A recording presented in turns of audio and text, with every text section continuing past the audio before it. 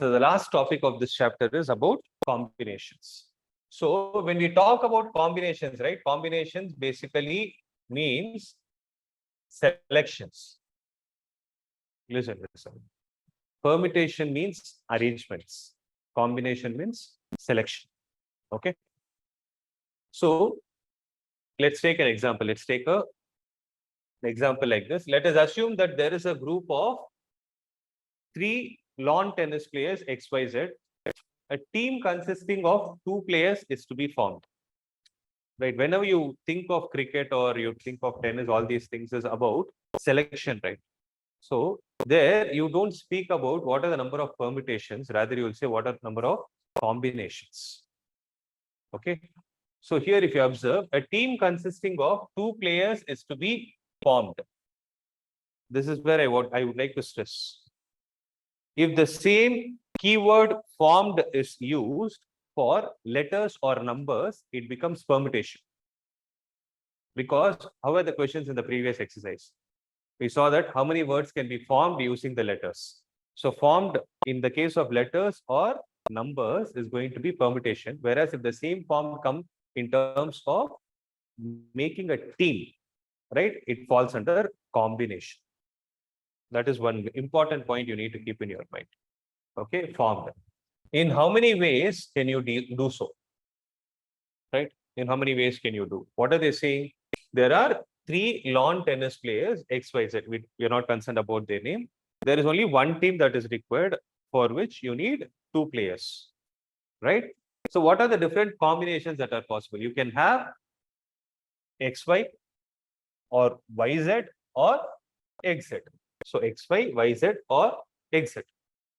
Right?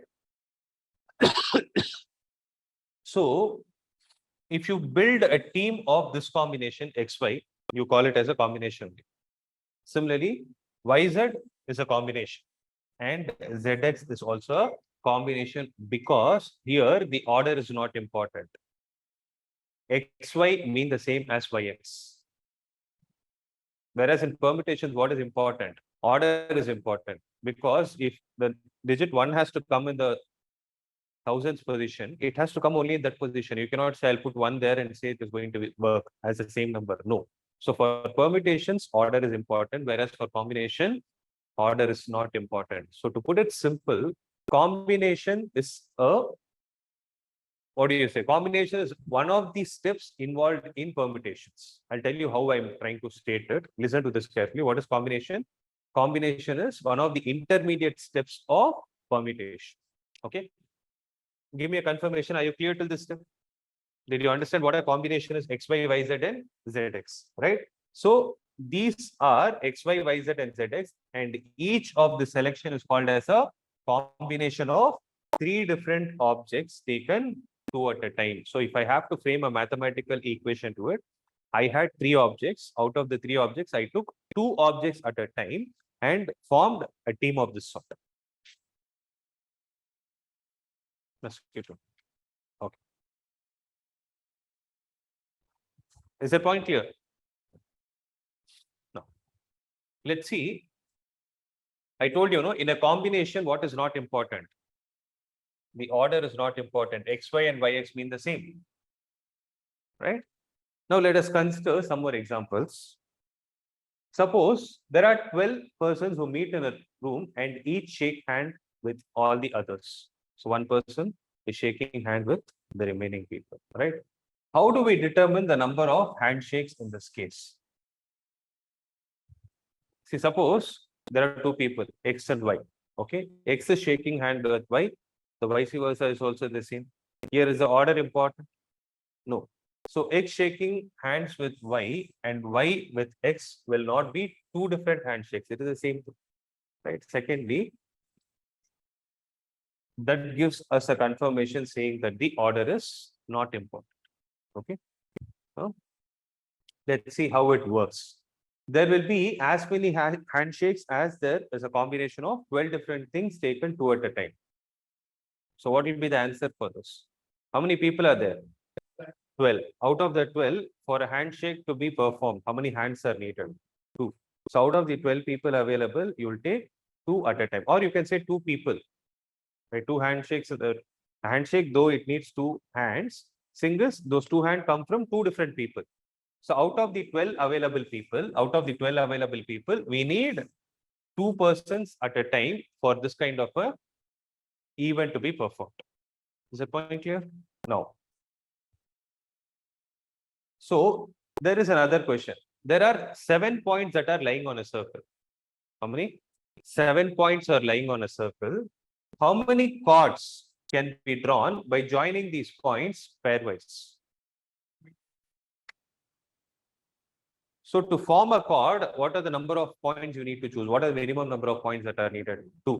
So out of the 7 chords, 7 points that are available, 7 points that are available, like how you fill the blank spaces, no, you use something like this.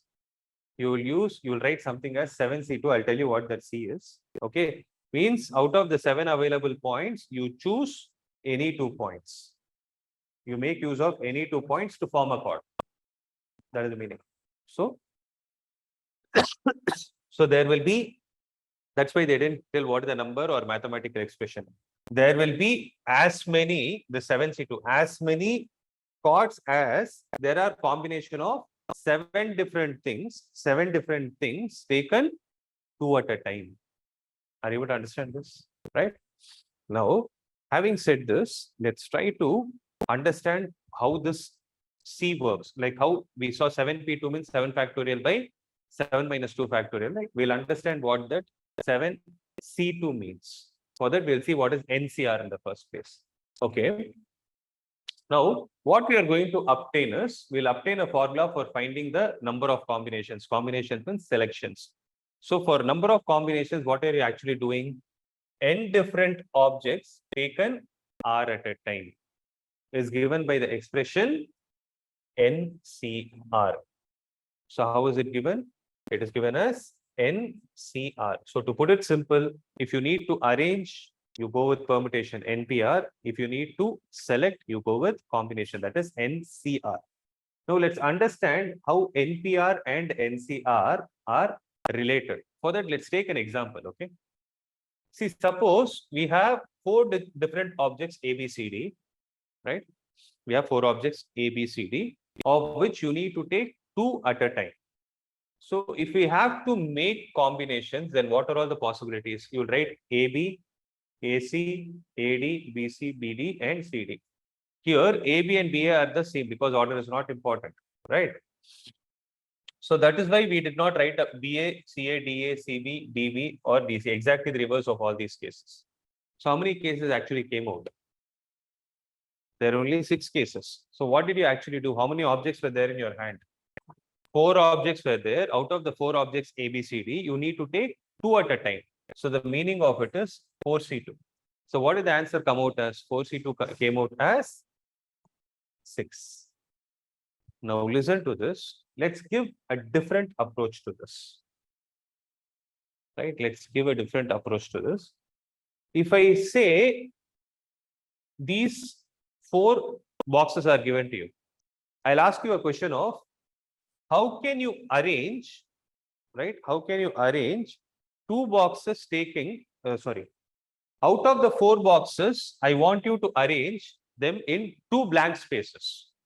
So out of the 4 different boxes that are there, I'm asking you to arrange them in 2 blank spaces. All are distinct. So what will you do? You'll do 4P2. So because I use the word arrange. So when I say arrange, A, B and B are different because order is very important for me there. But can I say for arrangement, see, forget about mathematics. I am converting it into a logical statement. Listen to this. For me to arrange something, let's say this phone is here, this wallet is here. Okay, I have it like this. For me to arrange something, now you're seeing from that side, right? Phone is in my right hand and the wallet is my left hand. So according to permutations, do they both mean the same or they are 2 different scenarios? 2 different scenarios. But listen to this. For me to arrange, first what I need to do is I need to pick them. I need to select them. Then what I will do? Then I will arrange. So can I say for this arrangement, can I say that selection is the first process. First thing is you need to select something. Into, you need to arrange those selected items in different ways. Into, arrange the selected items. Am I making sense? So for me to have this 4p2, first is I need to select.